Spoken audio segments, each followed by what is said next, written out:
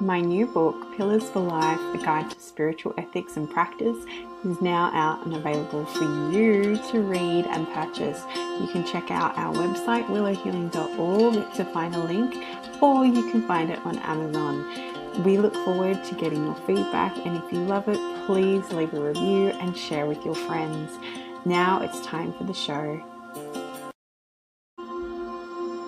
Welcome to Willow Healing Matters, the podcast. We are so excited to have you joining us on this journey where we explore different ways to empower your soul, whether it's healing in your kitchen or all the way up in the corporate world. Come with us as we look into different ways to heal your mind, body, and soul. Hey everyone, it's Catherine Cristati with another episode of Willow Healing Matters, and today I'm joined by the lovely Shannon Whaley. She has been coaching for 10 years and has multiple credentials and letters to share. She got sober in 2013 and her entire life changed. She would not be where she is today if she had not quit drinking and partying. Shannon works to help people build business and make more money, but is also helping people connect to themselves in a deeper way, share their stories, and several of her clients have gotten to recovery during their time together. So a big welcome to the anti-hustle business coach, Shannon. Hi, thank you for having me. So I guess, your life started with lots of partying, lots of drinking. What Mhm. was the moment where you actually went, this needs to change and I can't do this to my body anymore? Yeah, there were actually a couple of events that happened, and it was just kind of one thing after another. And I had also been trying to quit for at least a decade, where I would take breaks, or I think the longest that I had was about 9 months, where I just wasn't using, but I wasn't actually in recovery. Like I wasn't doing anything to change my habits or thoughts or beliefs or anything, or address the trauma as to why I was drinking and partying as much. But I had, in 2013, I was living in Seattle and I moved to the Cayman Islands. And I was working there as a waitress at a sushi restaurant. And I brought all of my drinking habits with me. And so I don't know if you've ever been on vacation in like a tropical location where it's all drinking and partying, and then you go back home and you go back to your normal life. That's fun and all, but then that was my whole entire life. Like when you live on a Caribbean island and you're in the party scene, that vacation just becomes an everyday thing and it gets really old. And there were a couple moments where it just wasn't fun anymore.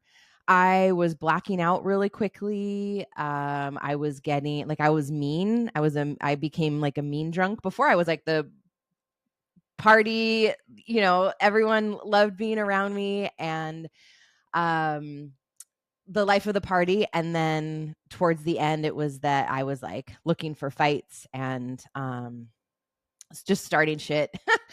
And I had passed out. I knew that I wasn't feeling well at one of the beach clubs. And so I left the party. I didn't tell anybody where I was going. And I passed out at a bus stop.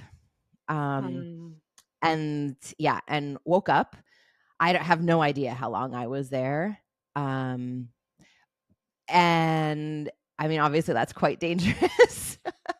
But I had heard stories on the island of women just disappearing without a trace, like never to be heard from again. And so it was stories like that. And then once I had done that, I was like, I really need to rein this in. Like, this is not okay.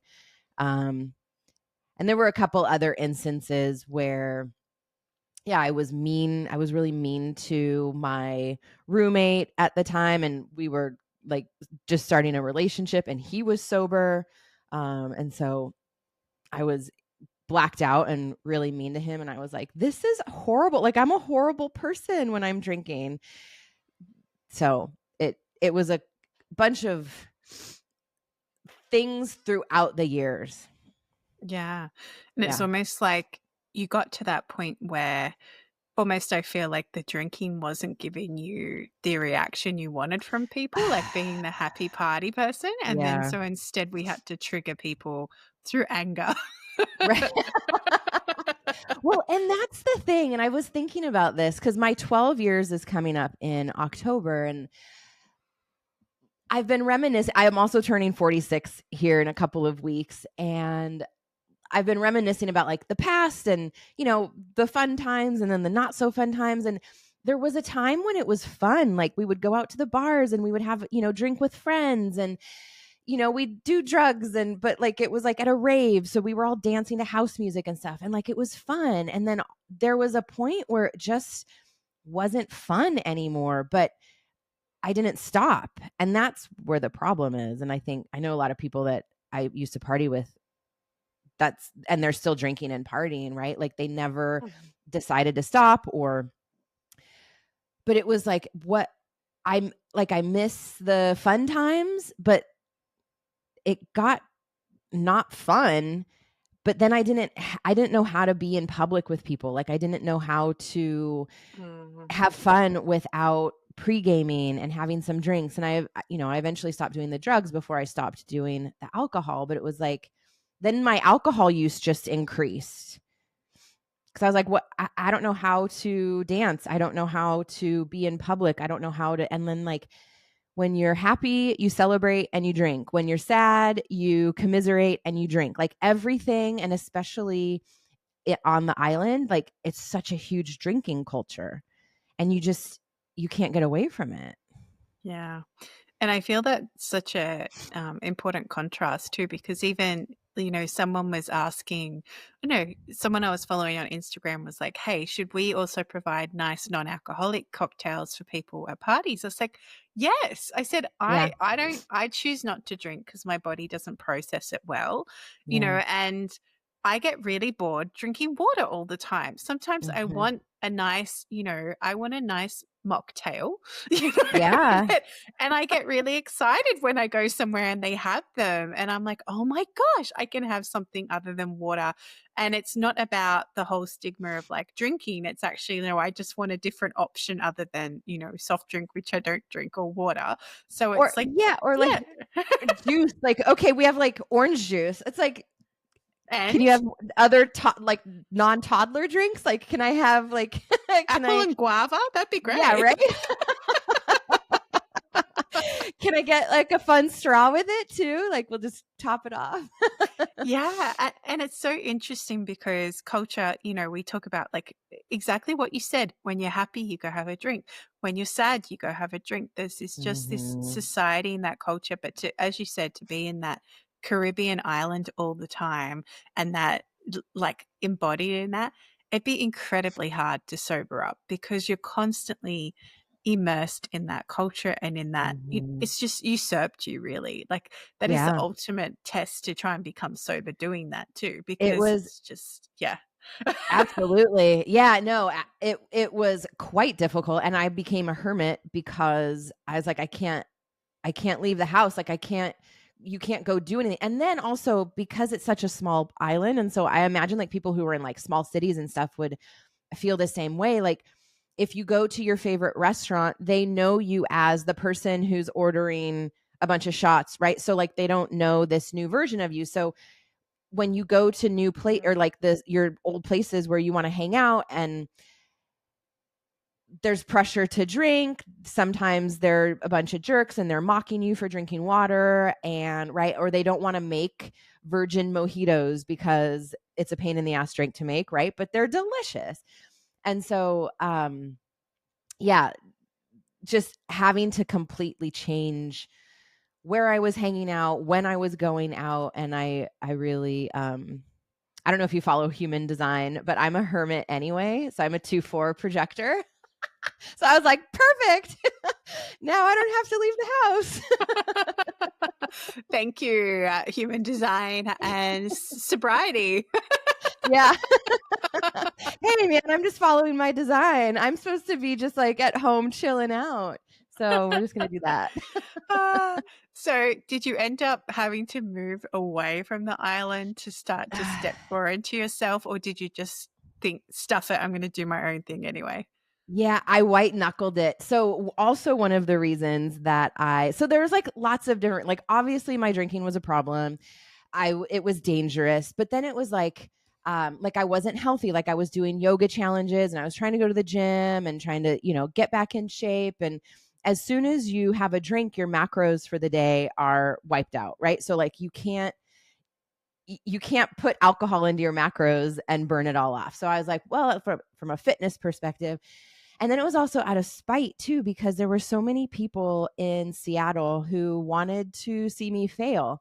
And I knew that if I didn't stop drinking, that I was going to have to leave the island because there was no way that I could stay there. And so, I white knuckled it. I got really into the gym. I went through yoga teacher training. I kind of piecemealed my recovery together because I knew that like 12 steps in AA wasn't for me. And so I used like a mixture of fitness and, just like personal development books I was reading. Oh gosh, I can't remember the name of the book. It like The Monk Who Drove a Ferrari. Do you know that? Who wrote that book? Yes. You keep talking. I'll look it up quickly. Okay. Because So it's on my Spotify audiobook list. I just happened to come across his book, and I don't think maybe it was that one, but it was one of the other books that he had written. And so I was just kind of Robin Sharma, The 5 a.m. Club. Was it the 5 a.m. Club? Yes. Yeah. I love that book. But there were other like books that he had written that just like really, really landed for me. And I love how he writes. I love how he writes. If anyone's listening to this, go pick up a Robin Sharma book, how he constructs ideas and puts them across. I read the 5 a.m. Club and I could not, actually I listened to it on audiobook and I could not stop listening to it. I was so hooked by it, and just how he explains habits and constructs and things like that. So powerful. Yeah. I'm trying to look up which one I read because it was so, it was quite powerful. So, Who Will Cry When You Die was the one that I read because it hit me like a ton of bricks, because it's like, what am I doing with my life? I was 34 when I was getting sober, and I was like, I have a degree in psychology. I had gone back to school and was a drug and alcohol counselor for a bunch of years before I got back into partying. And, I was like, maybe a quarter life is a little bit much, but like I was in this like crisis period, right? Where it was like, what am I doing with my life? Like there's gotta be more than this. Like I'm meant for so much more than this. And so between that, I lived at the beach. Instead of going and doing things with people, I would just go read on the beach. Women for Sobriety, Dharma Recovery. So like I said, just like piecing things together. So I was like, I refuse to go back home with my tail between my legs. And like the way that I kind of think about things is like, what chapter in my book, like what do I want this chapter in my book to look like? So if I were to write a book, which it's my plan to write at least a book. It's in the process, yeah. It's in here, yeah. But like, I don't want this chapter to be that I had to fucking pack up and go home because I couldn't get a hold of my drinking. I want this part of the book to be that I overcame, and that like, this is a much better story that I stopped drinking and completely changed my life than like this chapter would suck if I had to go back to Seattle. So that was really drinking. What kind. Yeah. Yeah, totally. I would definitely keep drinking. And I just knew too, like if I don't stop this, and if I had to go back to Seattle, because then I had access to drugs again, I don't know if I'd be alive. Like, I don't know the amount that I was using, the way that I was using. Now there's so much fentanyl and everything. I just don't know if I would be alive. So that is a long answer to no, I did not have to leave the island. I stayed put and I really buckled down. Yeah. And I was really fortunate at the time that my boyfriend that I was living with, he had been sober for, I don't know, like 15 years or something. So I also had a really good influence with him. So I wasn't fully alone. Yeah, which is it really helps when you have somebody on your side, because I think, Mm-hmm. sometimes when you make decisions that are against the culture and society, it can be helpful if you have at least one person that's on your side so you Yeah, don't feel so alone, because often it's absolutely. that disconnectedness that is what does us in the end, more than making the decision in the first place, because we just A want that hundred connection. percent. Yeah. Yeah. Yeah. So Yeah. where was that anti-hustle coach born from this? Well, because you basically Yes. hustled to stay sober. So like I said, like I had a degree in psychology, and when I graduated from college, so I graduated in 2001, and I wanted to help women and girls live bigger, bolder, better lives. Just like that was pretty much what I wanted to do. But coaching didn't exist back then. It was Tony Robbins, it was like executive coaching, and so I went on a different path. Once I realized, so I was in Danielle Laporte's Facebook group. She wrote oh gosh, I can't even remember this is my perimenopause brain where I can't think of titles of books anymore. The Desire Map. So this was how I started to learn about coaching and realize like this is exactly what I wanted to be doing when I graduated from college. How do I do this? So I actually hired a coach to help me pick out a coach training program because I had no idea. And I went through coach training, and I thought that I was going to just be kind of a general life coach. And in turn, so I had to learn how to market. I had to learn how to do all of the businessy stuff. And I was like, this is really fun.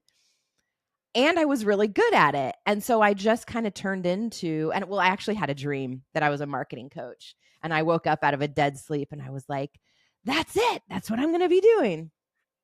So, like I said, so it was like Danielle Laporte. Back then it was Gabby Bernstein. Who else? Forleo, Marie Forleo, Amy Porterfield. So all of these like really big marketers were telling us how to build our businesses, but they weren't telling us how big of a team they had, how big of an ad spend they had, how many hours they were actually working. And so what they were teaching us was actually leading so many of us to burnout. And I did B school, like I went through, and Amy Porterfield was the bonus that I got, right? And so like I was taking in all of this information and I was like, this is, first of all, information overload.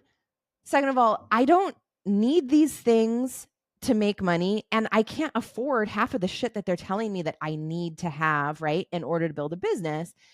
Yeah. But I was like, okay, I'll do as much as I can. And like I ended up burning myself out, but I was actually quite successful. So the problem with hustling is that it works until you're so Mhm. burnt out that you fold, and you've just like replicated corporate America into your own business. And so anti-hustle really came out of, I paused my business. I was working as a marketing strategist and like the sales and marketing coordinator for a coach training company. So I paused all of the marketing in my own business to do client work. And when I relaunched my business, I was like, okay, I have the basics down, but I can't do what I just did again. So how am I going to run a successful multi six figure business without doing all of the shit that I was doing? And how do I pass this information on to my clients? And so that's really how the anti hustle came to be, which was, what are you supposed to be focusing on at each stage of your business? What can you DIY? What do you need to prioritize? Like, what's a nice to have? What's a must have? And so, really, again, like passing that on to my community and to my clients so that they're doing the right things at the right time, Mm. and that they're prioritizing their health, their rest, their play, they're planning their work around their lives, instead of like what we're taught is Your Monday through life Friday around your you're work. working. Yeah, and then Saturdays you get to enjoy your weekend, but you're so burnt out from the week, and then Sunday, and then it's Monday scaries or Sunday scaries, whatever. We're not doing that. So what I did then, and my business blew up. COVID hit, my business blew up, and but it blew up in a way that I was still resting, going on vacations, taking naps, going to the gym, taking care of myself. So that is really how things started to kind of play out over the years, was trial and error. I made lots of the errors so that my clients don't have I to. understand. I understand. Mhm. I understand. My background is I ran two very successful allied health companies, and the second one I burnt myself out to the ground. So I fully Yeah, understand. And when I tell my clients, I'm like, I've done all this, so you don't have to. So absolutely. and I'm like, don't worry about your website. That can come Yeah, later, because everyone gets stuck on a website, and I'm guilty of this, and your website, it doesn't matter these days. These days, it's like social media is your landing page because people absolutely. come and check if you Absolutely. exist, and it's Yeah. really interesting, that contrast, because back when I started my companies, we had to have a website because that's how everyone found you, because there wasn't Mhm. Facebook was there, but not really. No one really went on Facebook. We still had phone books, for goodness sake. People would look you up in the phone book. And and we used to take, I remember we were taking ads out in the white page. In Australia, it's called the Get white out. pages, which is, do you have them in America too? The white, well, used I to. mean, we had them like many years ago. Yeah. Yeah, yeah, yeah. Right. And all the young people are like, what are they talking about? The white pages? Okay, so for anyone too young to understand what we're talking about, it was this massive book like this, and it had all the different categories. So if you needed a plumber, you go to the section P and you'd look up plumbers, and then you start calling, and that's how you would find a plumber. Whereas these days we just go Google. But it was funny because I remember we got this invoice to go advertise them again, and I looked at my business partner. I'm like, we don't need this. And she's like, what are you talking about? I said, how many people find us in the white pages? I said, we're currently using them as as bookends or something like that. Like we don't need this anymore. And it was just, Yeah. just seeing that shift in businesses. And now it's, unfortunately, because I hate social media, but in saying that, I made peace with it to go back on there, because otherwise Right. that's how you connect with your people, right? So Mhm. Mhm. yeah. Yeah, I remember So when we would see yeah. the phone book, we'd be like, what are we supposed to do with this? Like, I'm just gonna put it right in the recycle. Like, what a waste of like, eventually, because of social media, it got to that point of like, what a waste of money and trees. What a waste of trees. Like street directories. Did you have one of those too? Yeah. Or I was like, what's a street directory? Before GPS and Google Maps, there was something called a street directory. And then there was where is, and you'd print out the directions so you could actually Oh get there. man. Yeah. Anyway, we can be grateful for the advances in like, I have to say, GPS is very helpful, Yeah. and anyway, but we digress. But at the same point, I love that what you do is you're teaching people what they absolutely have to have, and Mhm. what's an option and what's a necessary. And I so agree with you. There's so many of these coaching schools and coaching businesses, and even, like people talking about crap that they've never actually lived through. Like, Yeah. there's so many people floating around saying, oh, I can make you a 6 or 7 figure business, but they've never done it themselves, or Mhm. they'll say, yeah, come and learn how to look after your health. And they are the epitome of the opposite of that. Mhm. There's Mhm. so many people who aren't living authentically. Whereas you've gone, no, I've been through the shit. I've been through the trenches. I have done this myself. I know what works and what doesn't work. Learn from me and take what you want and leave what you don't, kind of Yeah. thing. Yeah, You can skip this whole part of business and still have a successful business. Yeah.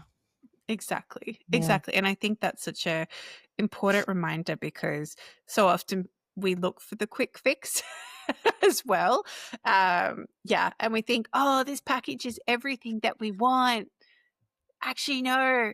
it's nothing that we want. It's just And wrapped in a pretty bow. right, and, like, this is the thing, like, marketers are really good at their job, Mhm. that's why they're marketers, and so they're going to convince you that you need s just this is exactly what happened in B school, that you need a WordPress website, which anytime I'm like, "Absolutely not," because if you need to change anything, you have to hire your designer to change a page, like, just put it on Squarespace, just put it on Wix, like, do something, right? Even GoDaddy now have amazing templates. You just plug it in. Interesting. Yeah. Or, like, Yeah. get Flowdesk and use the landing pages of Flowdesk. Like, you don't even need, like, a proper website at this point yet, right? Like and so, like, this is exactly it because it's I mean, I didn't have a proper website made by a designer until I was about 6 years in around that.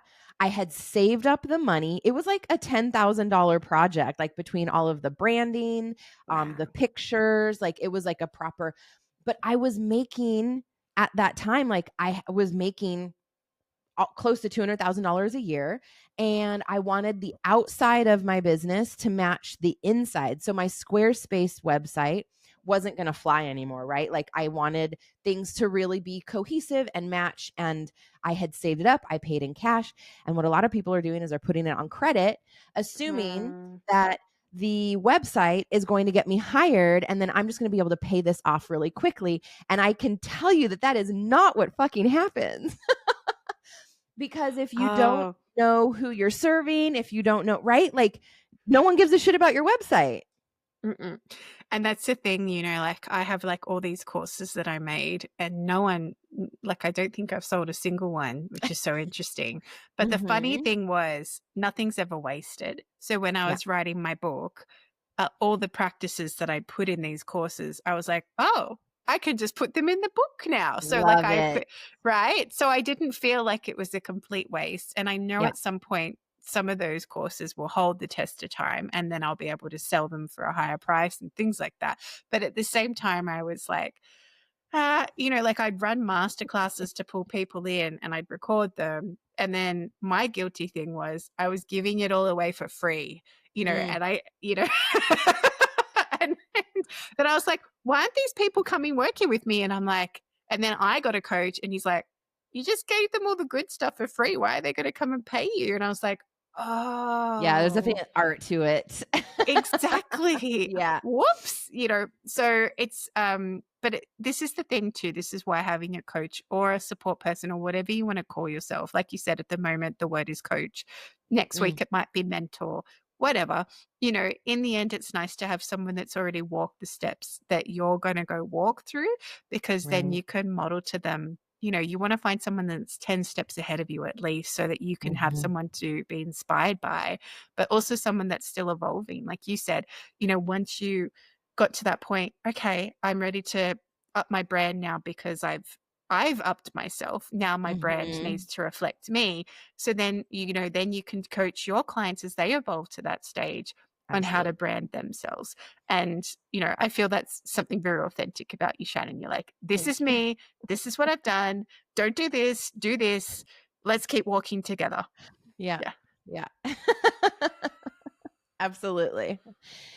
And then like as things started advancing too, like one of the major things that was missing from so what year did you start your businesses? The allied health one, the first one I bought into was 2010. Yeah. Ah, okay. Yeah. Okay, because I started mine in 2015. Yeah. Yeah. And so I'm sure you can agree, like there were no conversations about embodiment or somatics or nervous system regulation. It was just Gary V. I'll sleep when I'm dead. Business, business, business. Well, I was in allied health and it was even worse. So it was just like, Really? yeah. And it was really interesting. Um, Place that I worked in too, it was very low socioeconomic. We had a lot of kids coming through like foster care systems, that sort of thing, and Mhm. everything. But the things that I learned working in that environment and working in those cultures, and I was always very good at seeing the gap in the market. So I'm like, hey, we need clients. And this is before we have this big funding system in Australia now, but it was before funding. So you actually had to hustle to get clients in your door, right? Because they Gotcha. had to see the worth of actually paying you for your service. Whereas now it's like, oh, I've got funding. Here's all the money. Mhm. But I was like, these people, like, and I always think, if that funding's pulled, half the people who have started businesses wouldn't know what to do because they don't know how to actually build a business and pull clients in, because they've got this funding. It's really interesting. Yeah, Interesting. Interesting. exactly. Yeah. Exactly. Yeah. Yeah. Yeah. Yeah. But I agree with you. There was nothing to, it was all mindset. It Yeah. wasn't about the energetic side of things. And this is Mhm. the biggest thing I teach my clients too. It's like, it's 80% energy and 20% mindset. Like you have to actually work with the subconscious because your Mhm. conscious is just doing what your subconscious is telling you, but you don't even realize that. Yeah. Mhm. Mhm. Yeah, absolutely. And how important it is. Well, one of the things too that I was quite surprised about when I started my business was nobody was talking about or had even mentioned how big of a personal development experience being a business owner was going to be. Like, imagine the shock. I was like, I just want to do funnels. What is happening here? Like, why are you crying? And I didn't know how to coach people because and this was where the personal development stuff comes in, right? Where I was like, I'm not comfortable with you crying, so I want to make you stop crying as soon as possible. So we're just going to do whatever we can. Like, I don't want to touch on this. Let's go straight into strategy, right? Because I wasn't comfortable with my own emotions, letting myself have my own feelings. So this is where all of my childhood trauma starts to come in. And I'm like, Mm. I just want to run a business. Like, why am I having to do like basically therapy so I can run my damn business? Because your business is a reflection of you. That's why. Ah. So if you're new to entrepreneurship, surprise, surprise. Yeah, it Yeah. is. Yeah. It was quite a wake up call, but it was. And so with my sobriety, I wanted a career that held me accountable. I wanted a job because, like, I was working by that time, I was working at the yacht club on the island. I mean, that's great. It was like Why not great. just Like, surround yourself with more alcohol? Why didn't you go yeah, for right. It was intense. But I wanted something that would hold me accountable, that would inspire me to rise and to stay healthy and making good decisions. And this is it, right? Like, there's so many of my clients who've gotten sober, who've found recovery, who've cut down on their drinking while we've been working together. And so that's one of the things that has kept me going and sober, essentially. Yeah. Yeah. Which is like when I find when you have to make yourself accountable, and it's almost like this is this beautiful merriment of a selfish desire and a purpose driven desire, right? Mm. Because you wanted to have something that kept you accountable, but at the same Mhm. time, you were serving people doing that, and Yeah. you found the perfect space in the middle that served Mhm. you, served them, and served everybody. And then you Yeah. got to grow and pull in your somatic work as well, which you do, Mhm. and Mhm. adding in all these things. And as you evolved and learnt more about you, then you could coach your clients to evolve too. Yeah. Yeah, and it ties in because, like, a lot of my work too is around storytelling and sharing. Like, even if I didn't have a business, I would still be I'm a storyteller. Like, I have a big mouth and tell all the things. And it just so works that it brings clients in and brings people in, because of my story. And so that just when you're sharing those parts of you and when that's how you really That's what start to makes you unique. attract your people who and so Yeah. I'm not necessarily coaching people to recovery, but they know that when they come to me that I am sober and that they've been thinking about, they've been looking at their drinking habits. And so they know that they're safe to come to me and ask questions like, you know, how do you go out? Or, can you hold me accountable to not drinking this week? Or, like, I'd love to start doing this. And so it's cool how the different parts, like when you share the different parts of you in your stories and online, that you really start to attract people who are your people. And it just makes business way more fun. Yeah. And that's such an important point too, because I feel so often, especially if you're in a scarcity mindset, you want to just say yes to everybody, and don't do that. I was doing a masterclass today, and I was like, do not take on the people that are already annoying you before you even begin to work with them, because they are not going to be your dream clients. They are going to be your nightmare clients. And, from years running businesses, I learned this very early on. Like, even I would have clients go, oh, I just can't do that time. And when I was still green, I'd be like, oh yeah, let me see what I can do. I can move these clients. Bend over backwards for you. Hold on. Yeah. And then they don't show up to the freaking appointment. And I'm like, what? I was like, no. And then it didn't take me long to catch on. And then I would say to them, this is all I've got. If you want to see me and not one of my staff, this is all I have. Oh, okay, we can make that work. I'm like, great. Thank you. Yep. Okay. Putting you in, And it sounds really harsh, but at the same time, energetically, it's setting up your boundaries, right? It's setting like, these are my expectations. This is who I am. If I am an important person, if you need to book in with me, these are the times I've got, So, the worst thing you can do is go, oh, what works for you? And I've had to pull myself back from doing that too. Yeah. Yeah. Agreed. Yeah. And as we start to finish our time together, Shannon, I asked the guests that come on the show, if you could heal or change something in the world, what would it be? Oh, man. Oh, I'm not good with put on the spot questions. If I could heal or change anything about the world, yes, what would it be?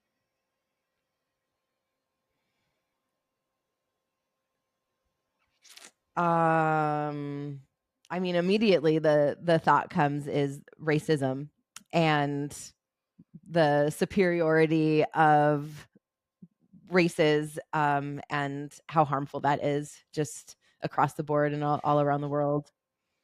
Yeah. It's so funny because I was talking about this today, and I say, all lives matter.